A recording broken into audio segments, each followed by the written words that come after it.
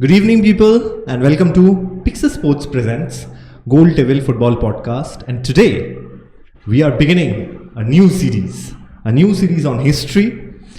As you guys know, that Euro 2024 is upon us. As we were discussing with DJ, that when we were younger, when we used to follow Euro or World Cup in TV channels like ESPN or Star Sports, that before the Euro there used to be a program when we used to get information about that Euro and that host country, yes, about their culture. Yes. So we thought that we will start a series on the entire history of the European Championship, and there are plenty of stories to be told, plenty of intriguing factors. For example, each tournament begins with many gentlemen, but we see that one particular gentleman has enormous responsibility in case of this European Champions Cup, and that is Mr. Andre Delaunay. Yes, and that we observed for any competition, any tournament in history, that there is one person who thought about it, who dreamt about it. Andre Delaunay is one person who dreamt about Euro Cup. He was born and brought up in Paris. He was a Frenchman in a middle class family in 1883, and he was fascinated by football. We never get to know whether he was playing football at a professional level. We don't have that information. But what we see, that he was fascinated by the local players. He used to watch the games, local games in Paris.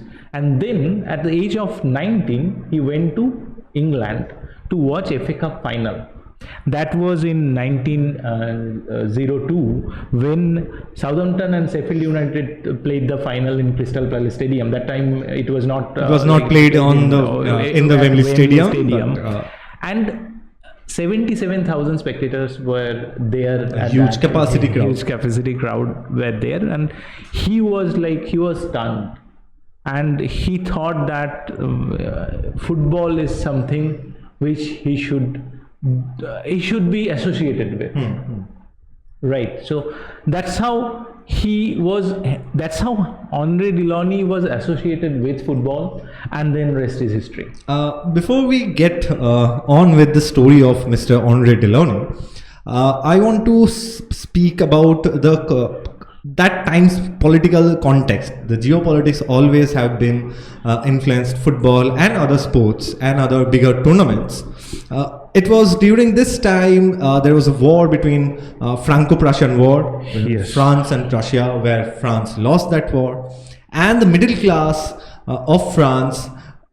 It was quite interesting that football in France was not the most popular sports at the time. Yes. That's why Andre Delaunay had to move to England to be influenced more.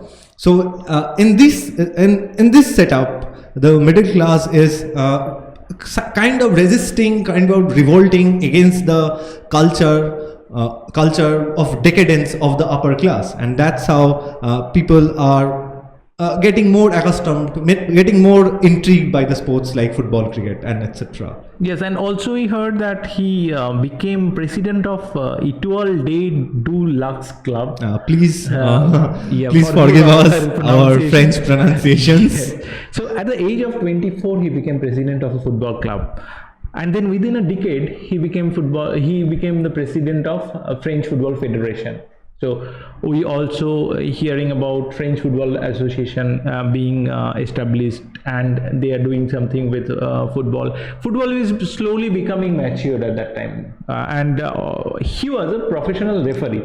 So I think you can share that story which you were telling. So the story goes that Mr. Andre Delaunay was Monsieur Andre Delaunay was officiating a game, and that in that game, a ball came hard and hit him directly in his face.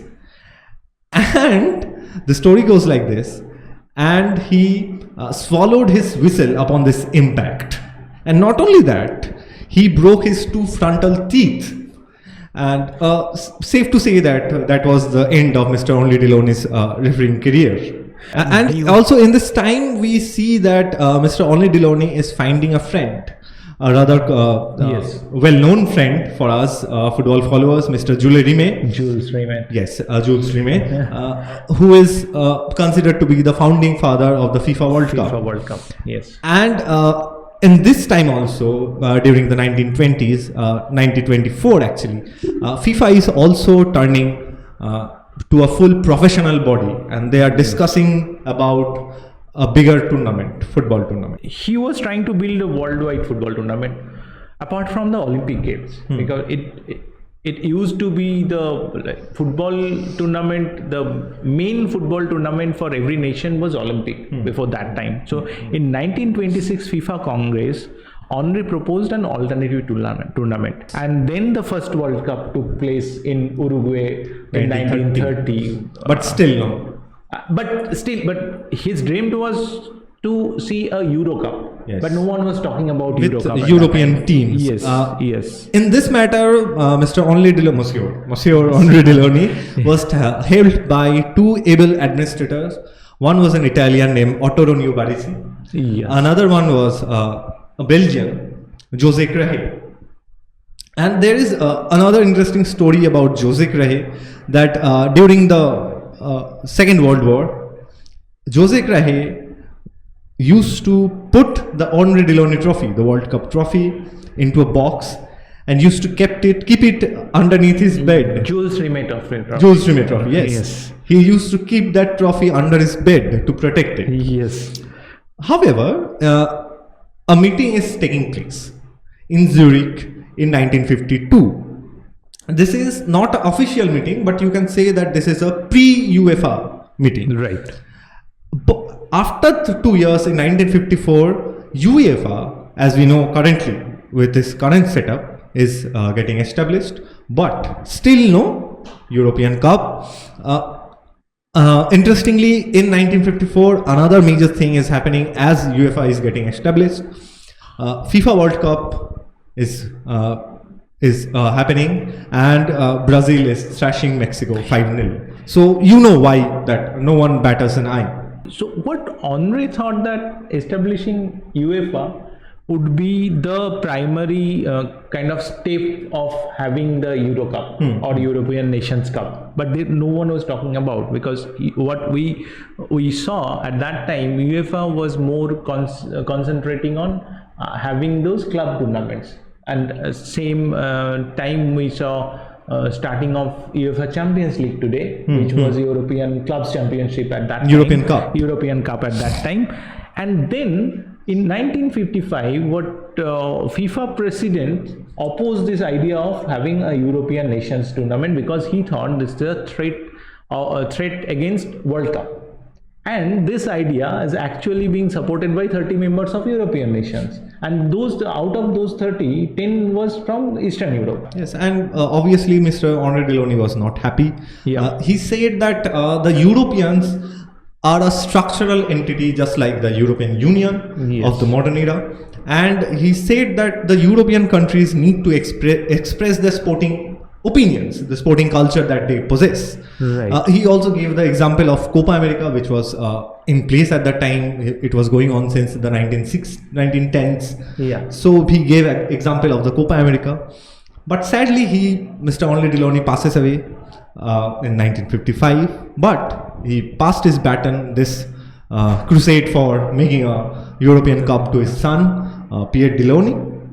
Pierre Delaunay started his career at UEFA at the very basic clock level, but he rises to the occasion. He becomes a president himself. And in UEFA's second meeting in Lisbon, Pierre tried once again to make this European Champions Cup happen, make it a reality, but it does not happen, because as you have said earlier, that no one thinks that it is the need of the hour. Yes. And they are saying that, they are putting up reasons that World War II has just finished, and the many European nations who participated in the World War II, they are not at friendlier terms. So this new tournament might escalate their rivalries. Also, a well-known concept for our modern viewers, that they are saying that the fixture is Congestion. yes, fixtures are very much congested. Yes. So we see that Pep Guardiola or Klopp saying the same thing after 50, 60 years. And also, another baffling thing that happens is they say that the TV commercialization of football, they don't want it. That anti-TV commercialization idea still take place in England. You see sometimes Sky Sports, not every time Sky Sports broadcast all the matches. No, we see that in the Saturdays, most Saturdays, that there is a time place, I think, from 3 p.m. games are not shown on TV. And they feel that if you show it on TV, then the crowd will not go and watch at the stand. There are no such evidence. I don't know. But in 1958, at the Stockholm meeting of the UEFA, the dam of resistance finally burst. Yes. And it was announced that the first European Nations Cup, not the Euro Cup, European Nations Cup will take place in France in 1960. Yeah. So 1960 European Nations Cup in France. It's a historical moment for European football especially, and it's something which a person who thought about, but sadly he is not there to watch the first European Nations Cup. The format was, they thought that it would be a 16 nations tournament.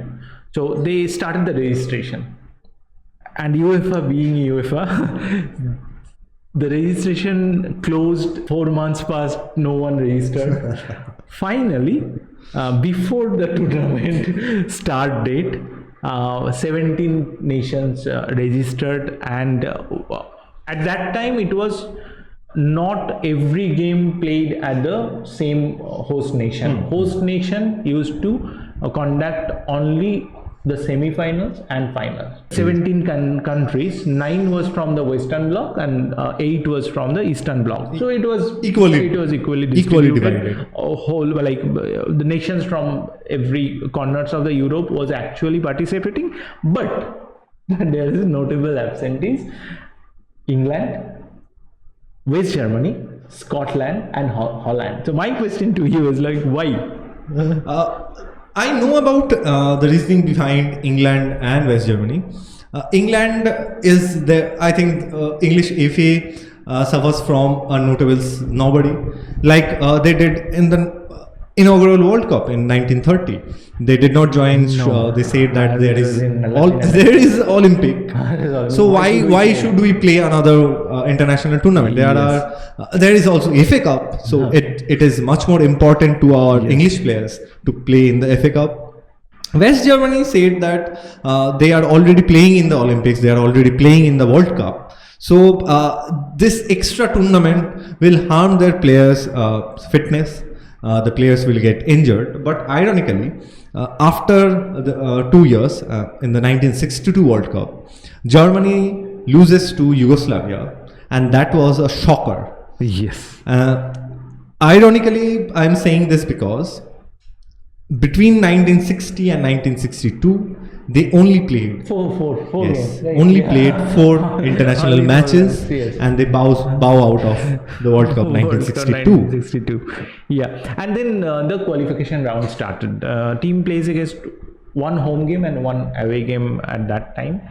First qualifier match took place at Moscow, and we saw 1 lakh people watch that game, and that is highest till date, because we don't see 1 lakh capacity of any stadium in Europe. USSR versus Hungary. It was a historic game because that is the first European Nations Cup match, and 1 lakh people watched that match.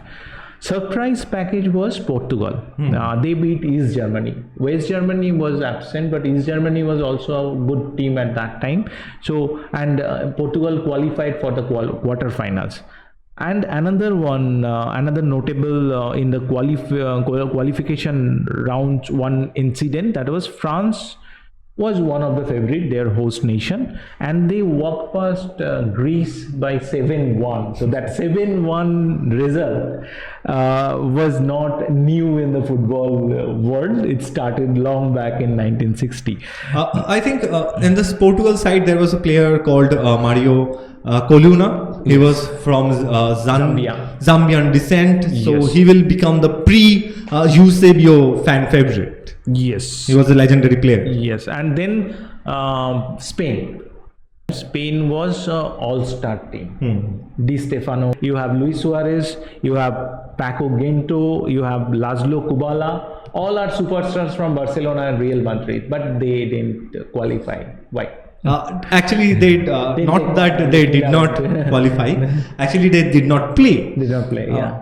In this time, the Spain government was ruled by a famous or infamous dictator called General Franco, and he was strong anti-Stalinist because Spain was drawn against USSR in the qualifiers, and as you said that home and away matches were to be arranged, and General Franco said that till I am alive, I will not let the USSR anthem play at Spanish ground. And so they gave up. The Russian team, the USSR team, got two buys, and Nikita Khrushchev mocked General Franco by saying that the US back Franco from a position of right back has scored an own goal. But in the course of time, we will see that it will happen. Yes. For that, you will have to keep watching our episodes because General Franco will get back his revenge. So the semi-finals are for the first Euro, France versus Yugoslavia and USSR versus Czechoslovakia.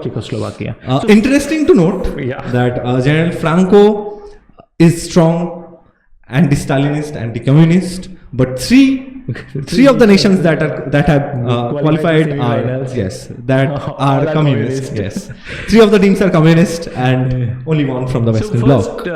First semi-final was between France and Yugoslavia, and that was a goal fest. France lost the game by 4-5. But there was some key players missed that game due to injury. That is Just Fontaine and then Copa and Piantoni. All were injured. And their preparation was also not up to the mark. They played against some district team. And provincial team. Yeah, they won that match by 17-1 and they thought that they will beat any team in the world. But that didn't happen. So that 4-5 and then there is a goalkeeper, Georges Lamia. He's a great goalkeeper. So France conceded just like Luis Carrios. No, even better than him. So France conceded 5 goals. And all was because of his mistakes. And then the next day, French media quoted, Lamia assassinates the French team. So that is the first semi-final. In the second semi-final, no such dramas took place. It was an easy victory for USSR against a young, inexperienced Czechoslovakian team. But this Czechoslovakian team will go to the next World Cup and perform very well, really well. But in this match, USSR was too much for them. They won the game. Yes. Yes. So in the first final, two communist countries are playing against the will of General Franco, USSR and Yugoslavia. But in this case also, there are some political intrigues. Yugoslavia, as we all know, that Yugoslavia is at that time was run by General Tito, and he was also a strong anti-Stalinist. Yes. So he did not like USSR as much as General Franco. So this created a very tricky situation in the field. Also, you need to understand that two Eastern European teams are playing in a major football tournament. So the attendances were very low because the French populace wanted to see the glamorous football of the European countries. And their own team also, right? And they bowed out. The way France bowed out, I think that also disappointed. Yes. By some mindset. Anyhow, the game started. There was plenty of rains. usual. as we will see in the next Euros. So the field was very muddy. No such field. That time the fields were not like the modern fields. Interestingly, a player named Boris Kuznetsov. Once again. Boris Kuznetsov. Sorry. So Boris Kuznetsov was a shoemaker by part-time profession. Wow. So what he did was he sewed some homemade spikes into the shoes of his team's player, and it was same. Very useful. Yes, that actually helped them. They scored within 5 minutes of the second half. The tiredness, Yugoslavia actually took the lead. Yes. But tiredness crept in with this Yugoslavian team. Another legendary player, Ponedeljnik of USSR, scored the winner in the 113 minute, 113 minutes. What is interesting is that the next day, the USSR team was residing in a hotel nearby Paris's Eiffel Tower. And when they wake up, what did they see? They see that Mr. Santiago Bernabeu has come to their hotel to poach the most interesting, the most valuable players of that team, including Lev Yashin and Ponedeljnik. So you know that. So the legacy started from there, which Papa Perez is carrying on. yes. So no such victory parade as such in France. Yes, of course. But the USSR team went back to Moscow and had a huge procession in the Lenina Stadium. But the French media did not cover it as well. Yes. So this is how the first Euro ends. And we will take a break, I think, in this episode. There are plenty of Euros to come by. Lots of interesting tales to tell. Stories, yes. Very interesting stories. We will be back with you. Stay with us. If you like this video, like, share and subscribe. You will get our social media handles in the description box. Please follow this history of European Cup series. And till we get back, stay wild. Stay wild.